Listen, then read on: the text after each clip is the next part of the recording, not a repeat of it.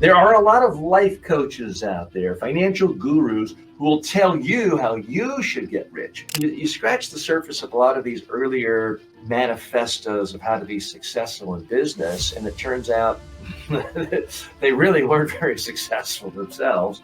When we're running a business, when we're being entrepreneurs, a lot of the life skills that you need in order to run that business is from what I discovered over my 25 plus years of running businesses. Our guest today has actually lived in the trenches. But if you're messed up internally and you're continually questioning yourself as an entrepreneur and you're fighting with yourself constantly, you don't like yourself, you don't love yourself, but you're still trying to be an entrepreneur, it's going to be really hard to succeed. 99.99% of entrepreneurs don't ever really succeed. There are a lot of life coaches out there, financial gurus who will tell you how you should get rich, how you should start a business, how you should be entrepreneurial. But when you scratch the surface, so many of them are just observers. They're just students of the craft. They talk to people. Our guest today has actually lived in the trenches. Our guest today is a serial entrepreneur. He is a well sought out speaker and educator and professor at top business schools around the world. He is the founder of Entrepreneur Now as well as Microcasting, but he's with us today in part to talk about his latest book, which is Prosper, 5 Steps to Thriving in Business. A special warm welcome to Ken Burke. Ken, thanks for joining us today. TJ, great to be here. Great to be with you and your audience today. Well, we're glad you're here. And, I like to learn from a lot of different resources. Dale Carnegie, obviously a font of wisdom. The Think and Grow Rich guys have gotten a lot of attention, but you scratch the surface of a lot of these earlier manifestos of how to be successful in business, and it turns out they really weren't very successful themselves. You've walked the talk. You founded MarketLive and created something that sold billions, that's with a B, billions of product. Which, we live in an age where everyone talks about, Mark Zuckerberg this and Steve Jobs that. 99.99% of entrepreneurs don't ever really succeed. Or they certainly don't get past the first threshold. They don't go public. They don't go to a big acquisition. You got to that level. So it's many, many degrees past where most people who are entrepreneur. And entrepreneur can mean a lot of things. Some people start a restaurant, they think of themselves as entrepreneurial. Great. But it's a little bit different when you're taking something and really scaling it out to the whole world, as the modern technology, high-tech ecosystem is all about, and where you have thrived. Let's talk about your latest book here, Prosper, 5 Steps to Thrive. And I just pulled it right up here on my page. As you can see, I like to purchase books rather than just get people to send me comps, because I know I love people when people buy my books. And those of you watching, a special hello to our friends on Amazon Live. If you are interested in the book, there is a click right there on the page. It's either your left side, the bottom, or the right side. With one click, you can purchase the book. But Ken, tell us, what do we learn in this book that's different from all the other books on entrepreneurialism in life? Yeah, well, I think that what's really interesting, first of all, thank you for buying the book. I appreciate it. And thanks everybody out there if they do buy the book as well. But it's really a lot about blending together life and entrepreneurship is one thing. So my focus of the book is that, when we're running a business, when we're being entrepreneurs, a lot of the life skills that you need in order to run that business is from what I discovered over my 25 plus years of running businesses, you need in business and in life. And that's why it's actually called In Business and in Life. And I want people to be thriving, to really enjoy the journey. And I know a lot of the self-help world lives in that space as well. So what I try to do is I try to bring my business perspective, acumen on the area of life and life management. It really breaks down into a number of different areas. But first of all, you gotta really accept yourself. And that, I start off the book with that, which might seem a little bit odd from a business perspective. But if you're messed up internally and you're continually questioning yourself as an entrepreneur and you're fighting with yourself constantly, you don't like yourself, you don't love yourself, but you're still trying to be an entrepreneur, it's going to be really hard to succeed. That's what I found. So that's kind of number one. I also talk about managing your ego, and that's a very self-helpy type concept, but I talk about it in perspective of business, because the ego puts up these amazing roadblocks that stop you from your actual success. And I want to blow through all those roadblocks. So I talk a lot about the roadblocks and how to blow through them. Then I go into getting clarity. And I was just on the phone last night, with an entrepreneur who had actually read my book and talked about the thing that stood out most for him, which was the clarity chapter. And he's incredibly defocused. And so one of the things I always teach entrepreneurs is to stay focused, to stay grounded, and focus on one thing and be successful. I call it master and move on. So you want to master something and then you want to move on. What we as entrepreneurs want to do is we tend to be hyperactive, like I am a bit. We tend to be a little ADHD, and instead of doing that, we need to bring all that energy into one thing first.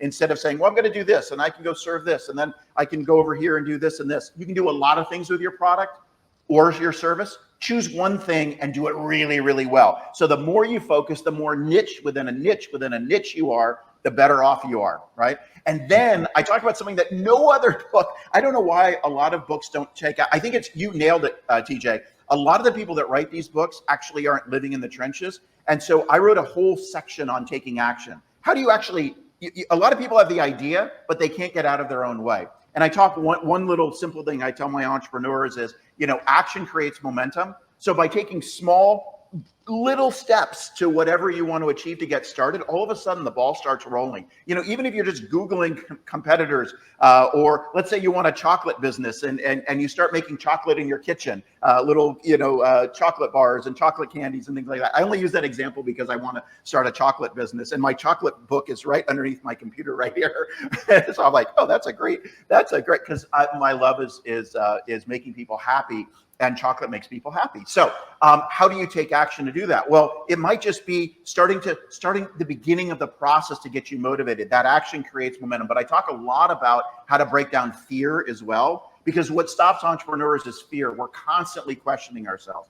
And then the final section of this book is on gratitude and giving gratitude, because the most powerful expression of success is that gratitude that you can give. And I bring it all back around. And another thing, as I was researching the book and reading tons of books and taking tons of notes just to inspire myself over 10 or 12 years of writing this book, which is how long it took me to write the book, I found that there were very few books on gratitude as well. And so I incorporated all of these things into this idea. And I believe that as a successful entrepreneur, I'll just end with this, is saying that it's all about the 3 Ps: passion, perseverance, and now forgetting the 3 Ps. Hold on. Passion, perseverance, and persistence. And so the idea is that a lot of people, like you said, 99% of the people don't reach a certain level of success. And I find that either they don't have the burning desire to drive them, or they don't have the perseverance to keep them going. I always say you got to be in the game to win the game. So the more that entrepreneurs stick with whatever they're working with, that doesn't mean that you can't change your idea and maneuver around it and respond to market conditions, but you got to be in the game to win the game. So that perseverance is the missing component. Too much of the time, entrepreneurs get worried about the fear that comes up, and that stops them. They question it, or they share their idea with others, and others say, oh, that's not a great idea. I don't want to do that. You're sharing it with the wrong people, because if you're sharing your idea with the right people, and your target market, the people that really would want to buy something you have to offer, I bet you get a completely different perspective than sharing it with somebody that doesn't really understand it. I mean, the conventional wisdom, you can correct me, the conventional wisdom is when you're starting a really great idea for a business, if you don't have people tell you you're crazy, you're probably not in fresh enough territory. That's very true. Example, of course, Airbnb. Yep. People's initial response is, you're going to let strangers in your home? Yep. And you're going to tell people where you live? It was considered a profoundly stupid idea by a lot of people, and it ended up being, multi-billion. You're absolutely right. And when they hit that, they broke the mold, and all of a sudden they proved that it was safe, and that it was doable. And then more and more people, that action created that momentum to create what they created. You know, Airbnb, everybody thinks it's an overnight success. It was not an overnight success, as you just pointed out.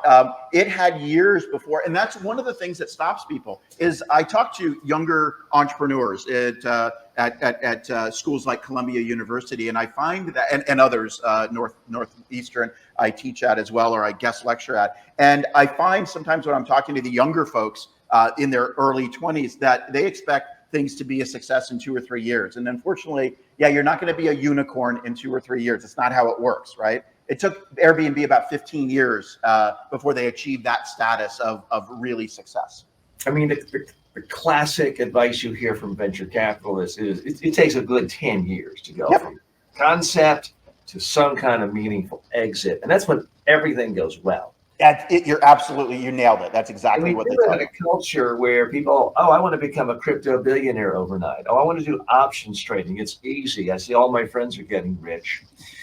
And it's really not that much fun to work every day for 10 years and maybe have no positive feedback for years. And you're not that thing.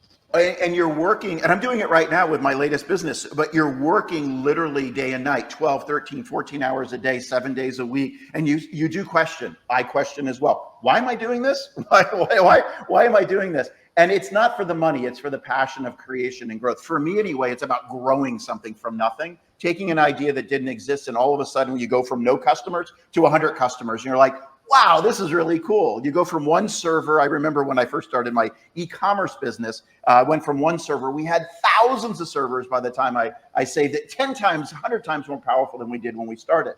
So it's that expression of success. When you have one store and all of a sudden you have 1,000 stores or 100 stores, you see that motivation. That motivates you to keep going as well. Mm-hmm. Speaking of the book, though, the person's name I forgot until just now, Napoleon Hill. Now, Napoleon Hill wrote Think and Grow Rich. He wrote a gazillion books that are seen as Bibles to a lot of entrepreneurs. Still to this day. Yeah. And I've read his books, and there is good advice. But if you look at his actual track record, business failure after business failure, arrested, con convictions, all sorts of chicanery involved, and really a horrible personal business track record, if you stretch it. And I realize it's going to offend some people because he's seen as a saint. You've actually lived through success. What's an example of the sort of insight you're able to deliver in your book that you only got because of being in the trenches there every day for a decade or more? Because you could be a smart 23-year-old writing a book and put in, you've got to be persistent and you have to think long term. What are some granular things that really seeped into your book because of your experiences? Yeah, I mean, there's so many, but a couple pop to mind real quick. One is, I watched in business how egos destroyed relationships, my own ego, and managing my own ego over the 21 years that I was at my prior company, MarketLive, where we were a platform engine that did over $2 billion a year in online sales for our customers. And we were very successful. Sequoia Capital was our first investor. Sequoia Capital is the VC of all VCs. They're the most successful VC in the world, and they invested in us. And your ego gets a little bit ahead of you sometimes. I would say that managing your ego through the process is not something you would ever know until you've gone and gotten beaten up a little bit, lost some customers, maybe gotten thrown out as CEO, which I did, and then I came back again, which I did. Reminiscent of Steve Jobs, company was going great. Somebody at Sequoia said, you know what, the board, this guy, hasn't seen the movie yet. He's a little young. We're going to go ahead and swap him out. And at that time they could do that. And then the company crashed. And then I came back a couple years later and we had to revive the company, brought it back, and then we had a successful exit on it. But that's a really, really hard thing to learn, because what happens is, as an entrepreneur, your company is a bit of your baby. You get very attached to it. And everything that happens emotionally to that company, you win a customer, you feel elated. You lose a customer, you feel devastated. Something doesn't work right, you're devastated again. You need to separate, or what we call detaching from that. So you can still have all that emotion that goes along with the passion that drives your business forward. But it's almost like an addiction. if you're so involved in the business in every sway which way, you'll lose your center point. And you would not know that unless you actually live through that experience. And by becoming somewhat detached, I don't mean apathetic to the business, just emotionally detached, and then look at it a little bit from the outside, you don't have to go on the roller coaster ride of every up and every down. You'll be able to enjoy it a lot more and enjoy the journey a lot more. That's just one small piece of advice, but I've got a ton of examples there. Mm-hmm.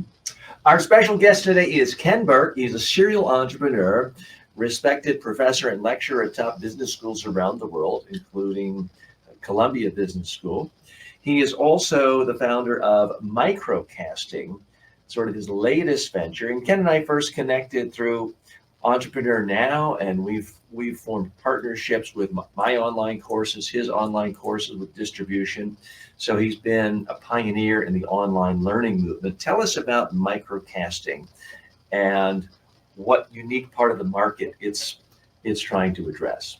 Yeah, no, absolutely. I wanted to, after I sold my company and did some different things, I wanted to jump back in the software game. I absolutely love the software game, and microcasting is kind of that. How can we bring really good quality curated content to the world and let individual contributors really package value, not just influencers, not just 2 or 3 minute videos on YouTube or Instagram, which by the way is great and wonderful. But how can you then derive value from doing this, number one, and number two, actually derive a revenue stream from it as well, and do it in an effective way. And that's one of the things that is unique about our platform and our overall business and our overall solution is bringing people in that have wonderful and amazing content and working with them to get it out of them, number one, right? And then number two, being able to create it in such a way from scratch that is engaging, that hooks people into the process, and having all the tools to actually create a business around it. So that's one of the things. That's what we do for smaller, I would say small to medium-sized businesses. And then we have a part of the business that engages enterprises to do the same thing. So that enterprises can use learning and education and knowledge and AI all as a means of getting new business and keeping the business that they have. So that's how we work. That's what our platform is called, Microcasting. And really what it is microcasting, right? So how specifically do you help people make money? Because I'm an old warrior in the online learning world. I started in 1998 with my first online course, way too early, lost hundreds of thousands of dollars for years. It was really about 15 years into the game. I spread a lot of bets, made a lot of courses, and put my courses on 100 platforms, including my own. 99 of them 95 of them made no money. Right. Maybe 4 made a little. And then Udemy is the one that really worked for me, much more so than selling on my own platform. I come across entrepreneurs, trainers, speakers, subject matter experts all the time who have tried online learning. And unless they're as famous as Anthony Robbins or Brendan Bouchard, 99% of them seem like they've made no money because the technology of putting content out there is pretty much commoditized. The ability to market and put it all together really isn't. Now, you mentioned curation. One of the raps against Udemy is, there's a lot of crappy courses out there. Well, it's true. They have 100,000 courses. But if you were to type in, say, Python, you want to learn how to do Python, you'll see maybe a couple of thousand courses. But if you see the number one ranked course has a 4.8 rating and has 100,000 students and 10,000 great reviews, it's a pretty safe bet, especially considering how inexpensive it is. How do your clients deal with this Udemy essentially being like the Amazon, what Amazon did to online booksellers? Right, absolutely. Well, yeah, I'm not a big fan of Udemy, which I think you know, for a lot of reasons, and that's one of the reasons. While there is this massive database of content, there are some good courses and there are a lot of bad courses out there as well, and that's left up to the individual to go figure out. However, you're right; they have a rating system, and you pick one of the better ones. That's fine. I don't even actually see Udemy on my radar, and I don't actually see it on our customers' radar as well. Our customers already have pre-existing businesses. That's number one, and they integrate the e-learning and customer communication. So it's not just about e-learning itself as a raw, I'm going to go sell a course to somebody that I don't know. That's a potential business, but that's a hard one to do, right? So the special part about, I think, what we do is we integrate it into their actual business and have it be an extension of their business. So it's not necessarily their primary driver of revenue. It is a secondary driver of revenue that then supports the overall business that they already have. That is actually where we're seeing success. Number one. Number two, it's not just the on-demand world, which is the world that you talked about just a moment ago with Udemy. It's the on-demand world integrated with the live world. I know you tried that as well. And we're kind of educating right here. I consider this content for education. Whether you're monetizing this in ads or whether you're not you specifically, but you're monetizing. I hope it's educational. No offense to you, but we're not as entertaining as Seinfeld. It's not quite as funny. Right. Well, you're pretty entertaining, TJ. Come on, I've been around you for a while. You're pretty entertaining.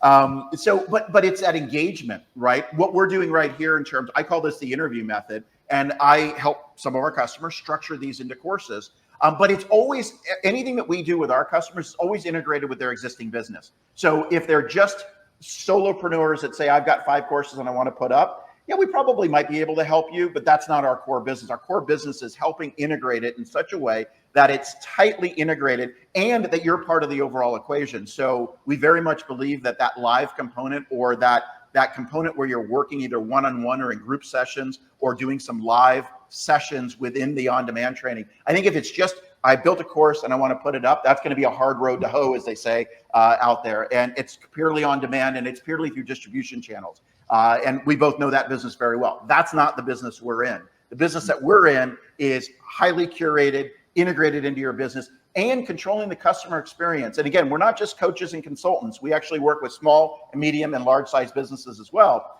And it's that integration into the business to get people stimulated so they understand and can work with your existing products or services, and they integrate the two together. That's our claim to fame. And I will say one last thing real quick, is that Udemy, with all the things that are going on in the world, all of them are reducing their revenue structures. They're reducing their commission structures. And so if anybody wants to make money in this world going forward, it's not going out to the Udemys of the world, because you're not going to be able to get established, number one, and they want more of the pie. So if you have any shot at it, you're going to need to market yourself as a personal brand. You're absolutely right if you're an individual, or you're going to have to market yourself like a business, because you are a business.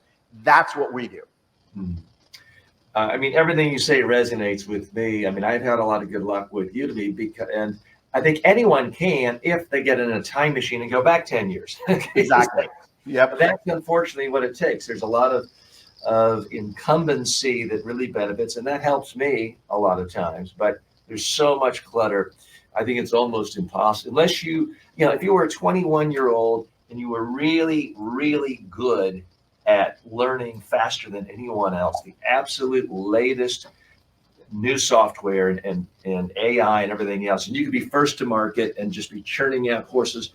Yeah, I think Udemy could be a part of what you do, but for anyone else, I think it's a mature marketplace. Let's talk about integration a minute, because let's be specific. I mean, I integrate my courses in that if a great Fortune 500 company contacts me about possibly hiring me for weeks of training, I might sweeten the proposal or the first conversation, say, hey, here's access to my course. It's normally $1,000 for my high-end one. You can have it for free. It gives them a taste of me and lets them experience me without it costing any of my time or money.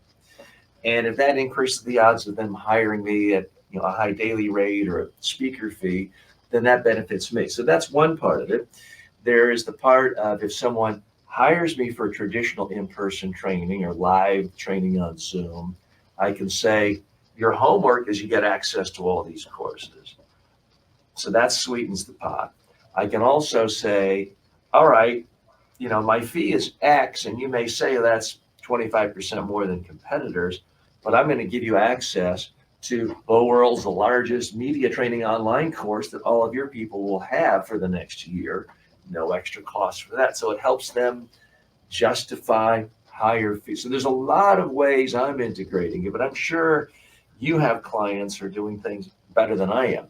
How are you helping them integrate their online content, their online course content with their rest of the business? Because ultimately, if you're a creator, a small business person, what you're looking for is at the end of the year, did I get to keep 1 or 2 or 3 million for myself? You don't really care about being able to say I have 10 million course sales, Right? And X margins. You want the most that you keep for your business for profit. How do you help them do that? Well, I think you just summarized a lot of the things that actually are the success criteria for the customers that we have, where they're either using what we call the hybrid model, where they're integrating, I wouldn't even say necessarily they're giving it away for free. I would say that they're integrating it within their business structure and selling it as an overall solution. And it could be perceived as, hey, I'm just going to give you my library here for the consulting that I'm going to do. Okay, or what it is it becomes a star player in the role, which is you're going to have on-demand training and you're going to have live training for me. So instead of me doing 100% of the training, let me give you an example. I have a customer in the area of leadership. I call them the leadership ladies. They are amazing, right? So what they do is they have a 5-course program along with a 5-session live session program. And what they do is they teach middle managers. So they go into the executives and they teach the executives leadership skills. And then the executives say, well, what about all my middle managers, as an example? So they use this program, which costs a couple $1,000s a person, which has both the online component, it has the live component, to be able to teach then middle managers what they're teaching the executives, but they can't do one-on-one or in small group session with the executives, because that's like $10,000, right? So they've lowered the price and then widened the target market. That's their use case. I've got a bunch of customers that are doing compliance-oriented things. So they're working with the states and federal governments and other things. Those are actually, I have to say, I'm just going to put in a plug for it, amazing, because anything that you can do with regards to certification, so you master a particular topic area, and then you go and because it's mandated by the state or it's required by an association or what have you, these are all of a sudden programs that people have to learn, have to get a certificate for. I have to say, I have a little niche in that area where people have just discovered these areas that are required. So that's just one little aside as well. Mm-hmm. So there is a lot of ways in which to do this, but you have to also look at it as a business. See, what I think what the challenge is that people say, hey, I want to build courses and I just want to put them out there and they're just going to sell. That doesn't work. If you actually look at it as a business and say, I'm integrating this into my business, this is a component of my overall business, and possibly I'm using the education to actually sell my products or services more effectively, depending on what you're trying to sell, which could be your consulting services, your coaching services, or what have you. Then all of a sudden, this becomes a real thing that you have to do as part of it. We call it content marketing to a certain degree. So using this content and pushing it out there, it could be that you're giving away for free, but it's still wildly important to your overall success. And that's a whole different topic area. Our special guest today is Ken Burke. He is a serial entrepreneur, and unlike me, he's a successful entrepreneur. You are too. I've had a couple of successes, but I've had, I lost count at 100 at how many different ventures I had that have failed at some level, whether it's talk shows or websites and things like that. So I've had, you scratch any entrepreneur, you're going to find failures typically. So you've had a number of successes. Your current focus is microcasting. We're going to provide a link to that in the show notes. And that would be on our audio podcast or video podcast. And I see we've had a couple of people stop by. Let's see. Junid says hello, and Juan says hello. Thanks for joining us. Juan, the topic today is entrepreneurialism. We have Ken Burke, who is an author and an expert and a serial entrepreneur. He's telling us about microcasting. Tell us who your ideal prospect is and what you typically cover with them in the first conversation you have when you're meeting with them. Yeah, so our ideal prospect is somebody that has a business already, that has an established business. It can be a small business as well. So they might have $1 million in sales, $500,000 in sales, but there's something there, right? That is a business that then, by adding this engagement component of knowledge, education, AI as well, because AI is a key component to what we do in order to continue to reinforce and re-engage the customer. What you want to do as a business, and again, the established is that you already have an established business of some sort, and that you're using this as a way of enhancing the overall relationship. That's why we call it almost a customer success platform as well, as much as an e-learning. E-learning is just the mechanism that we use to engage. Sure, you can make money on it, or you can use it as an engagement platform to make money on your core business, which is really probably our more primary customer. They have a core business. They want to enhance that core business. They need engagement. And knowledge is the key to that engagement. That's what we found anyway. A more knowledgeable buyer is a more profitable buyer. They also are going to stick with you more. I based my entire last business on this. So my business was my last business was MarketLive. It was, like as we mentioned earlier, Sequoia backed, $2 billion a year in online sales from our customers. Our customers were Disney, Warner Brothers, Armani, Party City, all these major retailers across the US, mainly US based. And we used thought leadership, knowledge, education to continue to engage our customers. And I will tell you this, we had customers for 8, 10, 12, 15, 20 years in an industry where people would jump platforms every 3 or 4 years, e-commerce platform. And again, I started in 1995 when e-commerce had just started. And I rode that wave all the way through 2015 when I sold the company to Vista Equity Partners for a lot of money, which was my successful exit. That's great.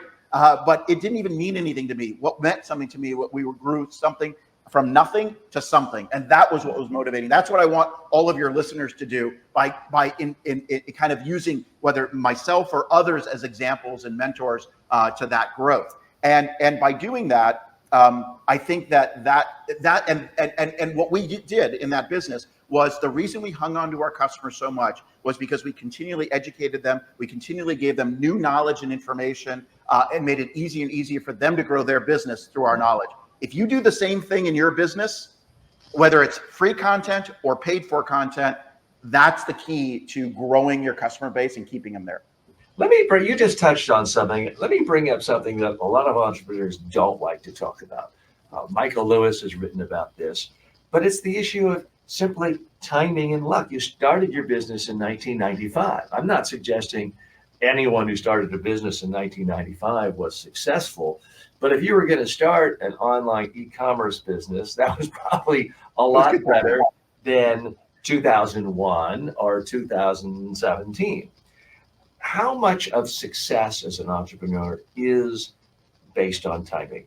That's a great question. So I think that the timing when I talk about trends to my entrepreneurs and teach them about trends and how kind of that upswing in trends. Right now we're in the AI trend, and nobody knows exactly what AI is yet and what it's going to be. Even the experts don't know really truly what it's going to manifest itself into. So there's a lot of wild west.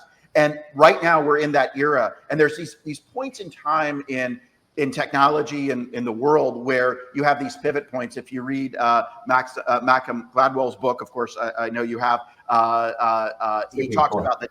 Yeah, Outliers, sorry. Outliers is really, really good. I mean, it's an amazing read. And he correlates the time that the tech giants started back in Bill Gates' days, back in Michael Dell days.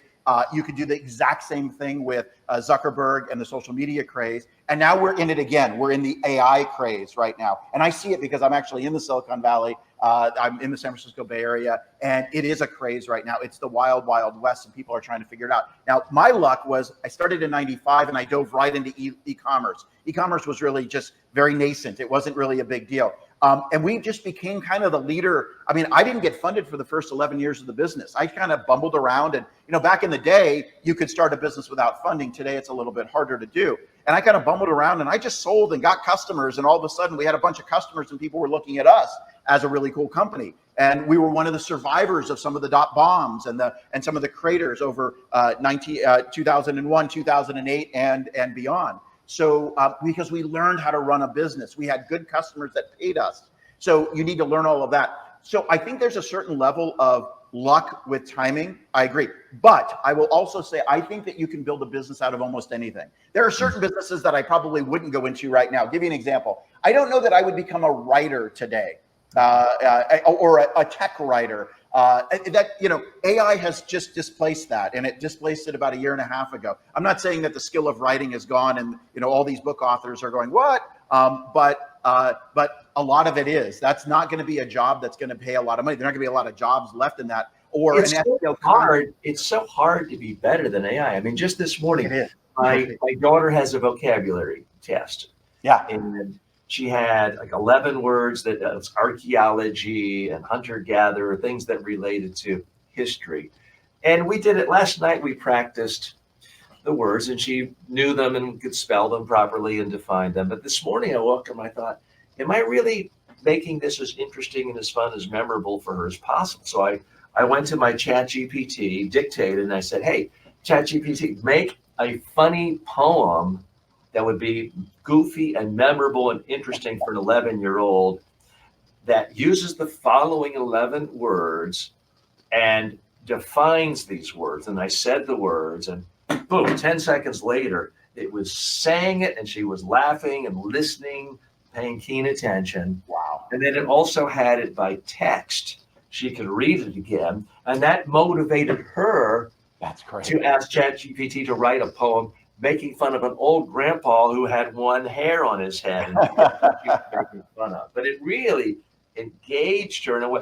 Could I have written that? Yeah, but it would have taken me 2 hours. Yeah, and you have the ability and skills to do that. Most people don't, right? I mean, you are a communicator and a writer extraordinaire. A lot of people have to rely on that. Yeah.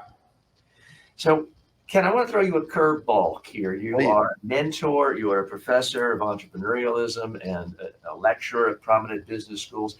I need you to coach a young entrepreneur who is trying to do something new in the world of communications and AI. I'm going to bring him on in just a moment. He's very young. In fact, he's only 3 months old. And I'm specifically talking about a digital clone. I have created a digital clone, and here's my challenge as an entrepreneur. I'm trying to get people to even understand what a digital clone is. It's interactive. It is video-based, audio-based, tech-based. So when people say clones, unfortunately, they think what they think of is, oh, a chatbot. Oh, Expedia's had that for years and years and years. Big deal. That's not what I'm talking about. You say clone, they may think, oh, audio, like an AT&T operator voicemail hell. Oh, I don't even like that. That's awful. Or you think a video clone, you think of someone where you got to write a script or have an AI write a script, and then you see a robot, blah, blah, blah, blah. And that's not particularly interesting. This is completely different. This is completely interactive, as if you were having a one-on-one Zoom call. So I happen to think this is the biggest communications breakthrough since the internet, arguably, excuse me 1 second, my phone automatically answered, and I need to make sure I gotta turn it off, sorry. It didn't answer, but it just sometimes goes on through my phone, through my watch. So I think this is so big. It is certainly bigger, in my view, than the transition from a book or in-person training to online video training. And I got in early on that training, and that took me 15 years to really get to the point where people understand it. So I want to pick your brain, get some feedback on if I were your student or your client, how would you guide me? How would you advise me on how to make this thing real and understandable? So let's just take a look. It's sort of changing and improving on a daily basis, but let's just call and take a look at it in a moment. And sometimes it's faster than others, and it doesn't always work. Yeah, it's okay. Hey there, how's it going? What can I do for you? Hi, TJ. I want to know, what are the keys of being a successful entrepreneur? What sort of mindset should someone have? And what sort of daily habits should they have if they want to be a successful entrepreneur? To be a successful entrepreneur, you need to cultivate daily habits that build discipline and momentum. Start by setting clear, actionable goals each day. Prioritize tasks that drive your business forward. Consistently seek feedback and adapt quickly. Dedicate time to learning and improving your skills. Network regularly to build valuable relationships. Maintain a healthy work-life balance Hey, to TJ, sustain sorry to long-term shift productivity. gears, but I want to get something even more personal. My friend Ken is going on CNBC tomorrow to talk about his new business, microcasting, and how he's going to help small and large businesses create more valuable content to help their clients. What advice do you have for Ken as he goes on CNBC tomorrow to talk about his business? What messages would be good for him? What sound bites would be good for him? Ken should focus on clear, concise messages that highlight the unique value of microcasting. Here are some sound bites. 1. Microcasting empowers businesses to create tailored content that directly engages their target audience, driving higher engagement and loyalty. 2. We help companies of all sizes leverage microcasting to deliver personalized experiences that resonate with their clients. 3. Our innovative approach to content creation ensures that every message is impactful and relevant, maximizing ROI for our clients. What specific aspect of Ken's business do you think will resonate most with the CNBC audience? Hey, before we get to that, what do you think, if I have to go in his place, what do you think I should wear tomorrow on this show? I mean, what do you think of what I'm wearing now? And what do you see me wearing?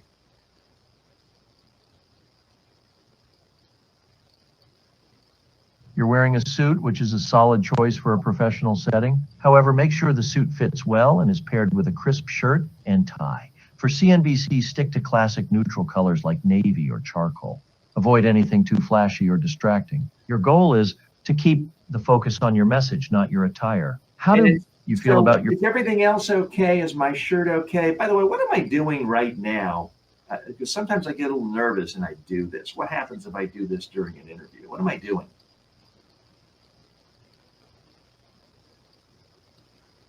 If you're getting nervous and start fidgeting or making repetitive gestures, it can distract your audience and undermine your message. Practice What am staying I still and actually using... doing now? I just want to see if you can see me. You're pointing to your face, specifically under your eye. If this is a nervous habit, Hey, it's TJ, important hold to be that aware. thought a minute. I need you to be quiet until I specifically reference you by name. So, Ken, I need... Whoops, let's bring Ken back in.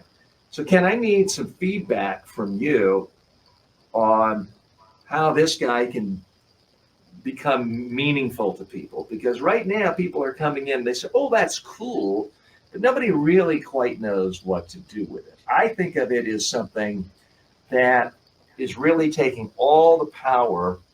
I'm going to take him off the screen, but we'll keep him live. I think of it as just radically transformational. In fact, 1,000 times better than any of my online courses, because this makes it completely personal, one-on-one coaching. Yep. That's what people have always gotten the most value from me, is if I could spend a full day with them, whether it's in person or live on Zoom. It's completely about them. You saw I could personalize it to your own concerns and your messages. It's not giving generic information. It can actually give feedback on what I'm wearing and body language. But no one's ever said, hey, let's go out and buy some clone coaching. That's just too new to people. It took me 15 years to really go from the first online course to making money from it. Yeah. I need your help now as a business coach to help me save time, because I want to be around in 15 years, but I don't really want to have to wait 15 years for this to become meaningful and helpful to people. So give me your advice on how I can make people understand, wow, this is a whole new thing. So far, I'm giving as an extra for my courses. Oh, you get this, lesson 3. Oh, by the way, there's a clone coach for this. It's seen as kind of a support tool on my website. But I've also got a clone. This one is the life coaching clone. I have one just for communication skills. Mm-hmm. I have one just to do simulated job interviews for people. Great. One for media training as well. So I've got different niches, but I haven't figured out how to monetize it yet. So I want to pick your brain now as an entrepreneur coach. I love it. I love it. Well, first of all, great concept, great business idea. This is and I think that everybody that's listening right now should put their entrepreneurial hats on. Business or personal hang on, development. I've got to hang Looking up. It started talking. It's gone off. It's gone off. We'll bring it back. But I think that everybody should put their entrepreneurial hats on, because whatever their idea is, we're going to go through the same kind of process or a similar process to what you're doing. So the first thing that came to mind right away, first of all, great business idea, great business concept. There's something really here. The question is how do you monetize it, right? So I want to make sure we address that question. The first thing is that you have to find the most likely buyers, or what we call your ICP, your ideal customer, that would actually resonate with this. So not everybody might identify with it. So if you went out, the mistake would be hey, I've got this great technology. I don't know the uses for it. I don't really know how I'm going to use it. I'm just going to kind of put it out there and see what happens. Number one is I would say that you need to identify a very, very narrow target market and get adoption in that target market of people that would actually say, you know what, I would rather communicate this way with someone. This is a more preferable way. So it's not applicable to everybody today, because what it does is it requires education, knowledge, and all those other things that I talked about earlier. You're going to need to educate a market on this, that this is actually better. This is kind of the Airbnb problem. Although I think that instead of taking 5, 6, 7 years to educate the way that Airbnb did, you can do it in a very short period of time with this product, because the product is fairly simple, but also very complex. People need to be able to trust it in order to know that trust. So what we got to do first is we need to find that target market that would identify, but we need to pair that with the use case. In other words, you need to find a use case that makes us highly relevant and a use case that actually can be monetized. So right now you've done the most natural thing is, hey, I've added this on almost for free, or maybe there's, it adds value to your overall offering, which I think is great. And I can see people buying it because they get this along with TJ, everything TJ. And that then becomes my own personal coach to being able to reference this material anytime I want, which I think it can be very, very valuable. How you monetize that, the question is how can we do this without TJ as well? How can we use this and sell this independently of TJ? Well, let me clarify here. I'm not an AI Python genius, and I didn't train a model and raise $5 billion what it takes. I'm using a platform called Delphi. So they are essentially, what Thinkific or Teachable is for online trainers, where they put everything together in one place and make it simple for non-techies to upload courses. I'm using a platform that anyone could go. You could go to today. You wouldn't need me. Right. You could have that. So I've trained my clone with 14 million words of my ideas from all my online courses, every YouTube video I've ever made, every book I've ever read. It's all built into this brain. And then it's modeled. So they take 11 labs for my voice and HeyGen and other platforms for the video. And they use OpenAI to assimilate all the data so that it comes out conversational. So I can't sell the idea of, I don't have the platform and the technology to sell. No, understood. What I do have is the expertise on how to help someone navigate their way through, because it is so new and fresh. Well, that's the key. Yeah. So I have split up a page saying, consulting practice. I am today starting to make an online course on how to make your own online clone. So right. I see different things of, the old idea of, you're selling the picks and shovels. So I've got a whole platform for how to sell the picks and shovels. What I don't have yet is a way of, let me step back. I really want to be the poster boy of using interactive video digital clones in general.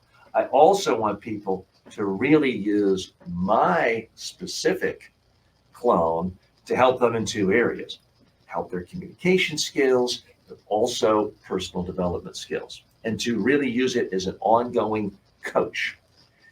If you're interested in golfing, if you could have Tiger Woods with you an hour a day on the links anytime you want, you'd probably like that. I'm not a golfer. He's maybe not the best coach, but if you could have him, instead of paying, he would want $20 million a month if he were to do that for you. if you could have him giving all the same advice for $20 a month, well, that would be instantly attractive. You could instantly probably find, 1 million golfers in the United States who would pay for that. Well, you just hit on the actual use case. So first of all, I did understand that you didn't build the technology from scratch necessarily. You're using an assembly of technology, including OpenAI. It's been bundled through this organization, which totally makes sense. And anybody could potentially do this, but you're going back to the same thing, which is the same thing that authors did 100 years ago, 50 years ago, the same thing that online course creators did as well, is that you are the personality that's going to add value to this. So if Tony Robbins came out with this, he'd be able to monetize this tomorrow. We know that, right? So the same things that you need to do in order to raise your profile, and as you're doing right now, and in order to increase your platform, to be able to utilize this, because it's the TJ Walker digital clone versus the Ken Burke digital clone, who knows nothing, but the TJ Walker clone knows a lot. And basically what you're doing is you're bringing that out. That's how you're going to monetize it. But what I want to make sure is that if you can, you've already kind of started to build the use case, because it's your area of expertise, it's your use case. The more that you can, again, target this on a market that is specific, that this knowledge is specific to how they're going to derive value out of it, number one, and the use case that gets associated with, how am I going to use this to make my life better? What's the value proposition of using this over live TJ? Is it just that it's less price? No, not at all. It's actually a lot more convenient. It's real time. It's on demand. I can't call TJ Walker right now because he's live on YouTube and on Amazon and on LinkedIn. I can't call Ken Burke right now, but I can go to his digital clone and get an answer on something that I need based on his knowledge that was in his head that he's developed. By the way, anyone can do this. You're absolutely right. But the key to getting it out there, like you said, I want to be the #1 coach in this particular area, that it can be the same goal the people that are listening to right now, but it requires the same skill set: marketing, platform development, content, education, all those things that you have to do for any other part of your business, including books, courses. One other brief demonstration to give you a sense of this, because you're right. It's not that it's as good as I am. It's actually, in many regards, infinitely better. Right. Here's an example, and it's a little buggy, but let me just show you this. Because you can text it, you can call on a phone, you can do it, you can access it on WhatsApp, you can do just text, you can do just audio. You can do it through video. And so now what I'm going to show you, well, what I was attempting to show you was the language capability. Let me go in through another avenue, because it's not perfect yet, but the text version, if you write a text in virtually any language, my clone will answer back to you in your language. In that language, yeah. So that's, to me, what is ultimately so fascinating, because I'm a stupid American. I only speak one language, whereas my clone can speak to you in your language. If you Hi, I'm TJ's clone. Speak something else. So I only speak a couple of words of Spanish, but my clone speaks perfect Spanish. So that's what's interesting. We'll just do a little test. Hi, I'm TJ's clone. How may I help you? Hola, señor. Mi problema es no muy confidencioso. ¿Por qué? Entiendo que te sientas confundido a veces. Cuando estamos en medio de una situación difícil o estresante, nos preguntamos, ¿por qué? Eso es. Now, I have no idea if to a native Spanish speaker that is great, pretty good, or complete gibberish. I have no idea, but I know it's a lot better than I could do, because I don't speak any Spanish other than exactly. Well, my guess is they would believe it's the same, just like in English. But it is my voice. I mean, it sounds emulated your voice, sure. You don't speak Spanish. It's pulling from the same data. It's not pulling from the internet. It's not pulling from ChatGPT and Wikipedia. It's only pulling from my data. So that's what is to me is so exciting is now I can instantly be accessible to 8 billion people around the world, minus anyone who doesn't have access to a cell phone, in Yep. their language at any time of day or night. Any It's day. amazing. It's absolutely amazing. Absolutely. And just so you know, we actually have this technology built into our engine as well. We don't have the video part of it, but we're doing the exact same thing. We take our customers' courses, we bundle it all together. We call it AI Q&A, and then we allow people to interact with an engine anytime they want. So this technology is becoming more and more ubiquitous. You've taken it to the next level through this Delphi company to actually make it more real, like I'm talking to somebody. And by the way, what you have today is going to become infinitely better in a year from now, and it'll become much more realistic than even it is today. And it's already really amazing, right? It's radically better than it was on Friday, which is exactly, exactly. And you're using your knowledge base in order to train the model, essentially. And they're not, even the Delphi company isn't doing anything that special. I can tell you because we're not doing anything that special. They've created a language model, and essentially it's a private language model that's using OpenAI's AI technology, and they're sending that data there and getting responses back based on your content as opposed to the world's content. That's really what's happening. And then it's being translated into either languages, video, audio, or what have you. That's all that's happening here, but there's a lot going on. And in a year from now, it's going to be infinitely better, as we said. Yeah. And so, my primary expertise, as you know, is in communication skills, not technology. I'm trying to fuse those two together. But it's not surprising to me that you're incorporating AI into this.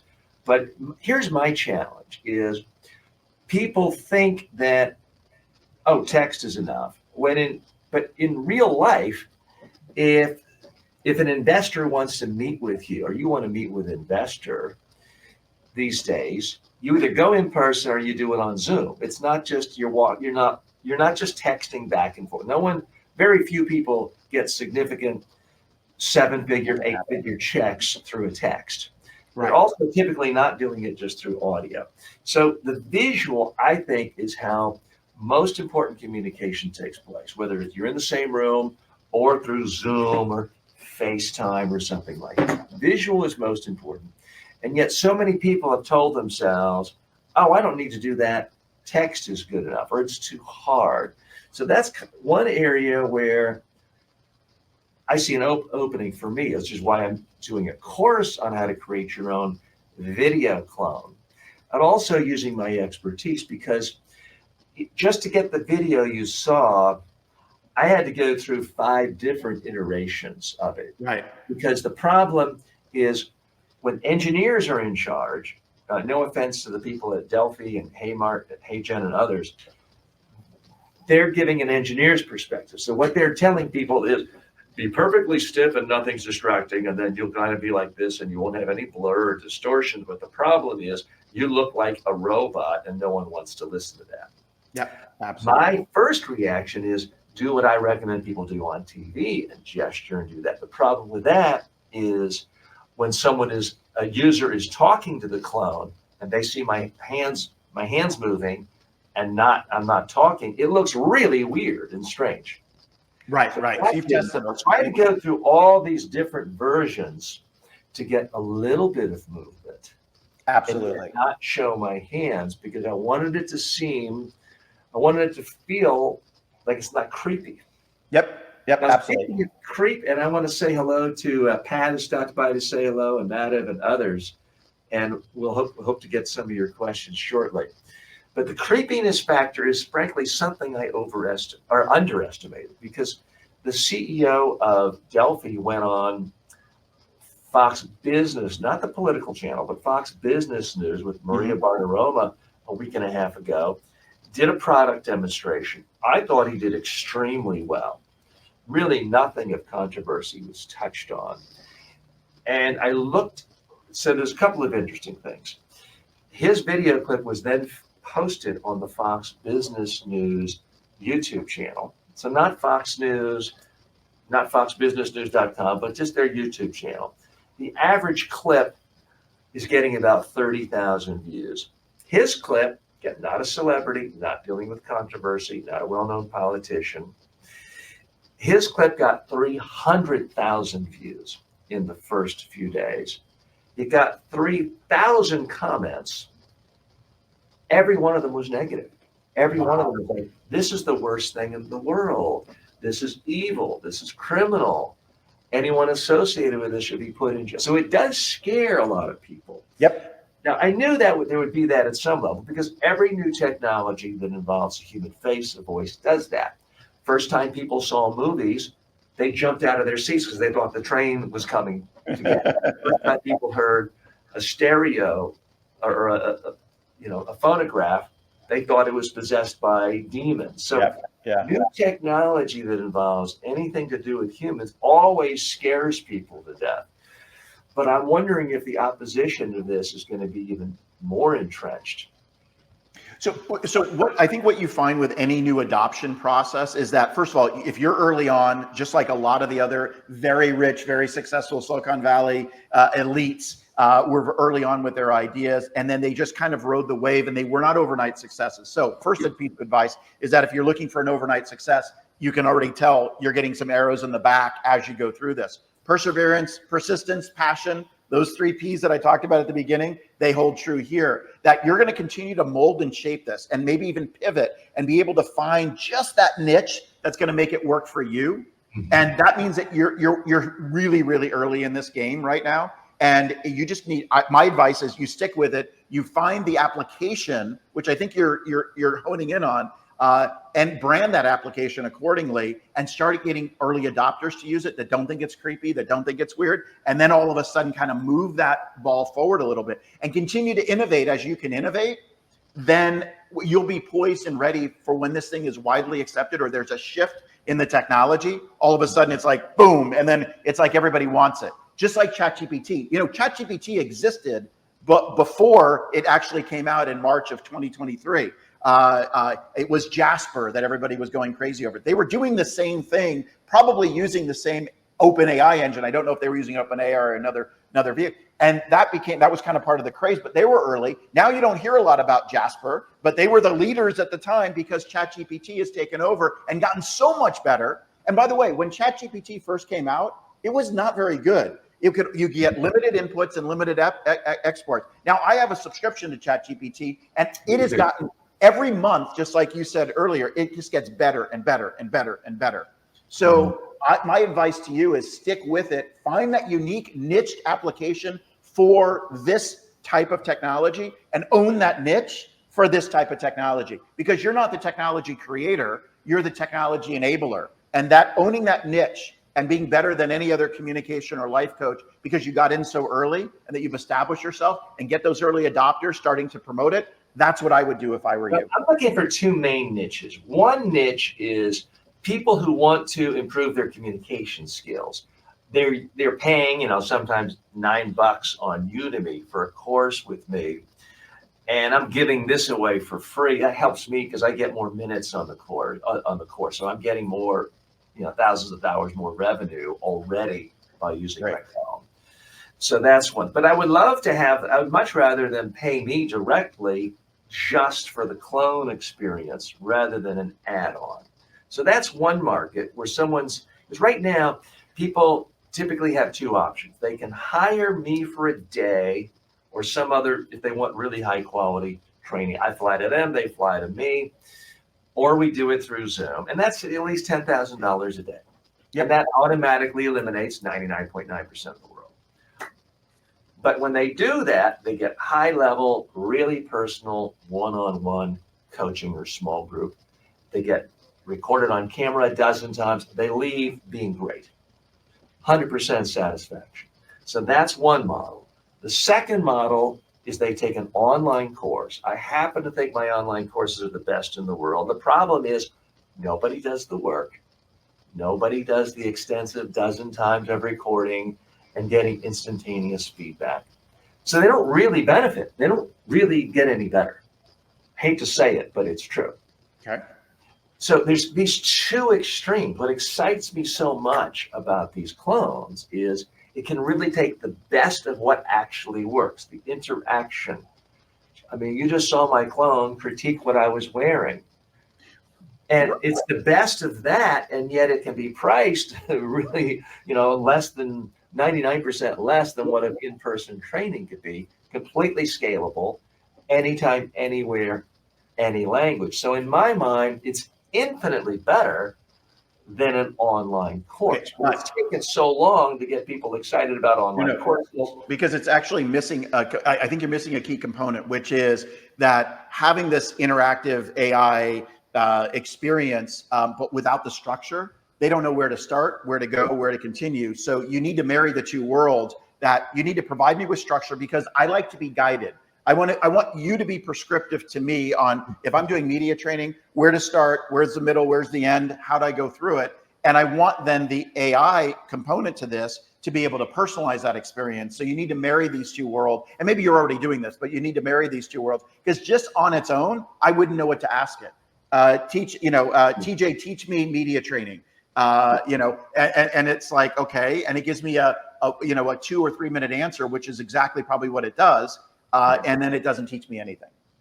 So you're absolutely right. For the short term, I'm trying to solve that problem by marrying it to my existing courses that may have 600 video lectures in a linear way.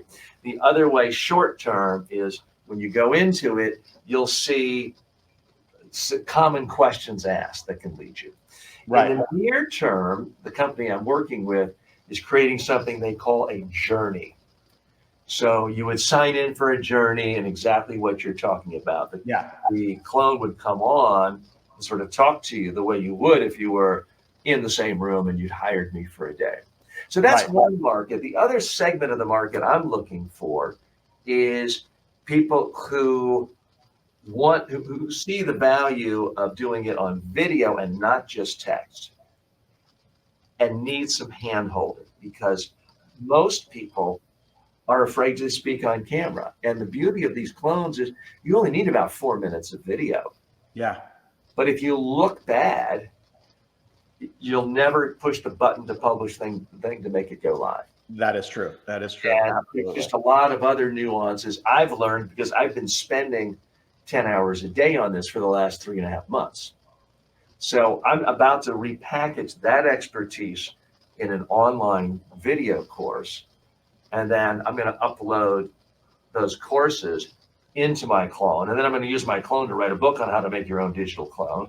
Beautiful. I love it. Clone to do the audio version of the book. So there's a lot of sort of meta things going on there.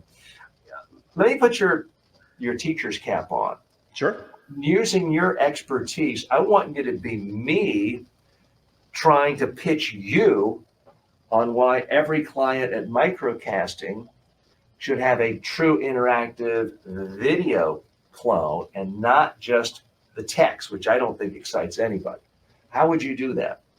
Right. Sure. Well, yeah. I mean, I think that first of all, I would draw out and I will do it. I would draw out the benefits of that. So I would say something like, as I'm pitching right now, the text version of this, because we're a little bit more on the enterprise side. So when we do that, we're saying we're going to take your 10,000 documents, your 5,000 videos, we're going to build a model around it. And then we put our AI Q&A engine on it. All of a sudden, that is so new and revolutionary. It starts to displace your chatbot, which never works, your knowledge base, which never works, and even some on-demand video that never works as well, or that may not work for you. Your customers now are able to get the answers to the questions they need instantly, right? And they're going to get it, and it's going to be tailored to them exactly on demand what they're thinking. Now, what we're going to do is we're going to up-level that one level. Now, here comes my pitch.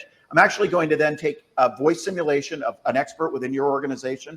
We're also going to take video of experts within your organization. We're going to marry that together with this on-demand, real-time AI Q&A system that's going to marry this together so that the customer actually feels that they're experiencing you and your brand. So the brand voice is going to be incorporated, the look and feel, the colors, the way that you speak to your customers, whether it's animated and fast or whether it's slow and methodical based on your target market, is all going to be honed in. And they're going to have this amazing interactive tool that is going to be based on the data in your database. In other words, the data that we've already provided, those thousands and thousands of documents and those hundreds or thousands of videos that you have, all of your digital assets are going to be then brought into this automatically. And then we're going to be able to basically answer any question that one of your customers is going to have. That's our use case, by the way. So I gave you both the pitch to our use case and enhanced it with the video that you're doing right now. Okay. That sounds good. Just so you know, I have a real use case, and we have customers that are so excited about this technology. We are just literally rolling it out now. So excited. It comes up in every sales call. In the last 2 months, as I've been talking about it since now that we can demo it, it comes up in every sales call. It comes up as the center point of why I'm better than my competition, because right now my competition doesn't have this, and I do. And that is the excitement around what you're talking about. It just happens that we're working on the same thing and didn't know it, or a similar thing. I don't have the video yet, but we're moving into that world very quickly. But again, I'm building the technology like your Delphi company is. So it's an asset to my company versus using a service. So that's a little bit of a difference. And yeah, maybe I switch to you. So yeah, I know, who knows? Who knows? I think you've got a good provider there. And I love the idea, by the way, of journeys, because I think that journeys starts to make this more real. And right now, the reason that you might say, you know, I haven't quite found my market yet for it. Why isn't everybody just wanting the digital TJ? Digital TJ that puts me on a journey that has a customized course that's going to teach me a very specific thing for 30 minutes, an hour, or 2 hours. That is something I can buy. Right now, I can't buy this because it's not tangible. The reason that we can sell it is that we're displacing technologies that exist already. Knowledge bases and chatbots, right? That don't work.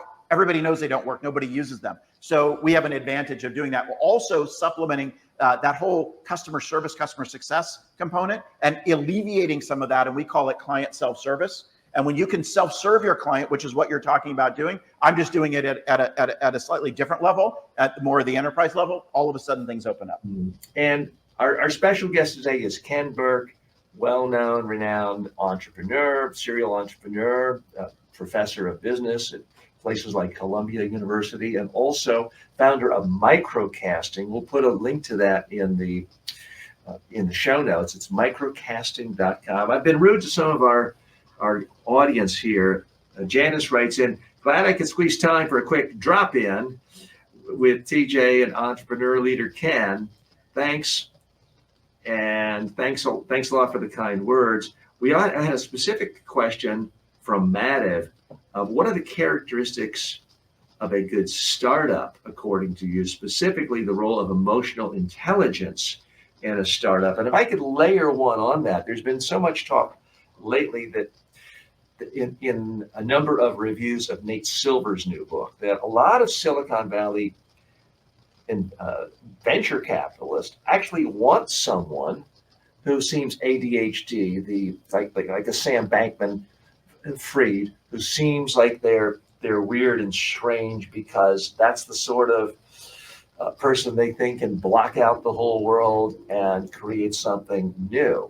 So let me give you an opportunity for that, and then we'll switch back to the clone talk in just a moment. Yeah. No, it's a great question. And you know what I would say to that is, first of all, emotional intelligence is a really important component to that. It's a difference between, I think, success or failure in an entrepreneur. You've got a young entrepreneur that hasn't been there before, has a lot of passion, doesn't really know where to go, is not really focused, and doesn't have all the skills to kind of put it all together and the emotions to put it together as well. So that you become very reactionary. As you mature, as I have, as you mature, you become, and I used to be that, by the way. I used to be the low emotional intelligent quotient person that would basically bounce off the walls as we were having, and the more success we had, the more I would bounce off the walls. And I would completely create this frenzy within my organization.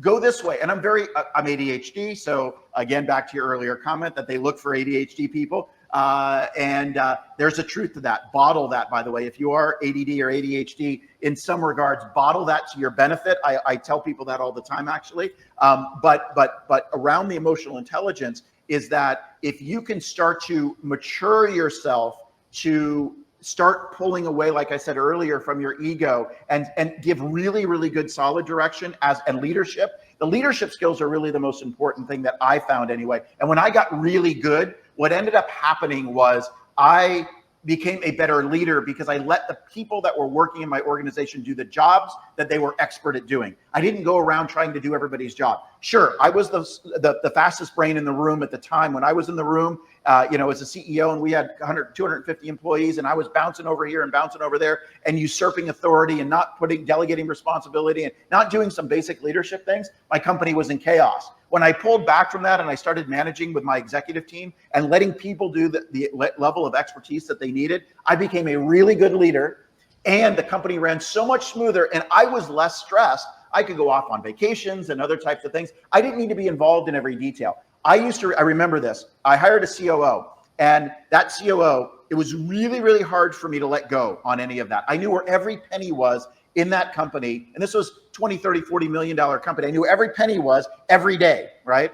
And you can't do that for so long. So what ends up happening is if you try to control a company like that, you end up limiting its growth. And the only reason that we continue to grow is because I stopped doing that and let other people come in. You cannot do that on your own. You will plateau at some level. $1 million, $2 million, $3 million, $500,000, whatever it might be. You got to bring other people in and let them grow with you.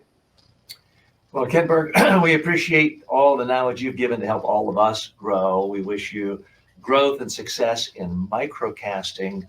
And the website again is microcasting.com. Continued luck with your book. I want to give you the final word. It's something we do with all of our guests here, and I was negligent in not letting you do it before. That's okay. We're all about communication here. We're about actively, proudly, confidently promoting what you do. So what I like to do is give all of our guests 60 seconds to promote the number one thing they're passionate, whatever the business or book they're most passionate about, to simply promote it without waiting for the right question or the right time or the right context. So let me go ahead and give you 60 seconds now. I actually get off screen and let you pitch the audience directly. We're very much in favor of people pitching overtly here on the show. So pitch away. Well, what I'm going to talk about is my book, because I think and it's not about pitching the book. It's about changing people's lives. So I firmly believe in the 5 pillars that I've put out in my book to date, which I just want to reinforce those as well. Again, I think number one and most important is all about growth, and it's all about internal growth, the growth that you're going to experience. That's what we're here to do. We're here to grow, learn, and develop. And all the lessons, all the things that we're experiencing are just lessons in our lives, whether they're, and there are a lot of bad ones. I've had some bad ones in my life, and I've grown so much from those bad ones. But it's bottling that up. And that's what the book is all about. That's what the book is teaching us, that the goal of life, the goal of what we're here to do is learn, grow, and develop. And if you can do that through loving yourself, accepting yourself, managing your ego, and understanding the barriers that are stopping you, I think are critically important. If you can get clarity on your life about exactly what you want to do in business and in your life, and the more clarity you have, the more focus you have, the more specific things that you can lay out and say, I'm going to do this, this, this, this, and this, you can actually then be successful in whatever you want to do. You can create something out of nothing. And that's what I love more than anything. That's what the book talks about. And then taking action. You can't just do it. The law of attraction exists out there. And a lot of people talk about, I just need to think it, and then it's there. That's not true. You got to do a lot of hard work in order to get it done as well. And that's what I mean by taking action. And then finally, if you want to truly be happy with your life, your achievements, and everything, give gratitude. And when I say that, I mean that you cannot give gratitude and be thankful and be unhappy at the exact same time. You can be unhappy 5 seconds later, but you cannot be unhappy when you're giving gratitude. And give gratitude and give credit to all the people that are helping you out there. That's what the book is about. Hey, whether you go get the book or whether you just learn from these words, be an exceptional human, be an exceptional entrepreneur. That's what I have to say today. Well said. Thanks for sharing that wisdom. And I know a lot of people hear, gratitude, like, that's cheesy stuff. That's a bunch of BS. And I'll be candid, I used to think that. And then about 5 years ago, I forgot, what book I read. I'll give that a try. And I put that on my morning journal list of things. So I literally write down in one sentence every single day something I'm feeling gratitude towards. And as you mentioned, it's hard to feel sad or depressed or bummed out if you're thinking about how grateful you are for something. So I did that this morning. I do it every morning. Madhav has been waiting patiently, talking about creating something from nothing. Madhav has a specific question for you, Ken. I want to start a startup in tech and the software industry. What is your advice for me? How can I start? And I believe Madhav is from Pakistan or India, I believe. Great. Excellent. So first thing is I would figure out what my talents and skill sets are and where my passion lies, because there's a lot in technology that you can do. Like TJ has brought this new level of communication because it's his passion. He found a technology and is exploring that passion. So figure out what your passion is, because you can make a business out of almost anything. I believe that very, very wholeheartedly, because we can build a business strategy around it. So what is the niche within a niche, within a niche, within a niche in tech that you want to start? Start with an idea. It could be a big idea. It could be, and I'm a big believer in having a big vision, but then what you want to do is narrow it down. Now, TJ is on the precipice of a huge vision, right? He's actually has the huge vision, and he's on the precipice of executing it. What I mean for that, use that as a model. But what he's got to do is he's got to narrow it down to actually make it real for some human to be able to interact with and somebody to derive value out of. So figure out the other part of the tech world is figure out, or any business, figure out how your customer can derive value. So best thing to do there is find a problem. And the bigger the problem, the bigger the pain point, the more want or need that has, the more your solution can sell it. Every venture capitalist starts off by looking at your slide deck. As an example, the number one slide in the slide deck, the first one is defining your problem. What problem are you solving? So if I was to give you advice on where to start, I would try to figure out what problem can I solve with the technology that I'm interested in going after, and then apply that to something that you really, really love as well. Don't just go out and start any technology business. Start a technology business that you're passionate about and that you'll spend 3 months, 10 hours a day like TJ did to master it. That's what I want you to do. Sage advice, Ken. Very much appreciate your time. Again, if you want more information on what he's up to in his latest venture, go to microcasting.com to learn more there. And his Entrepreneur Now network is thriving and active as well. So, Ken, thank you so much for your time being our guest today. I'm TJ Walker. We'll see you next time. Thank you.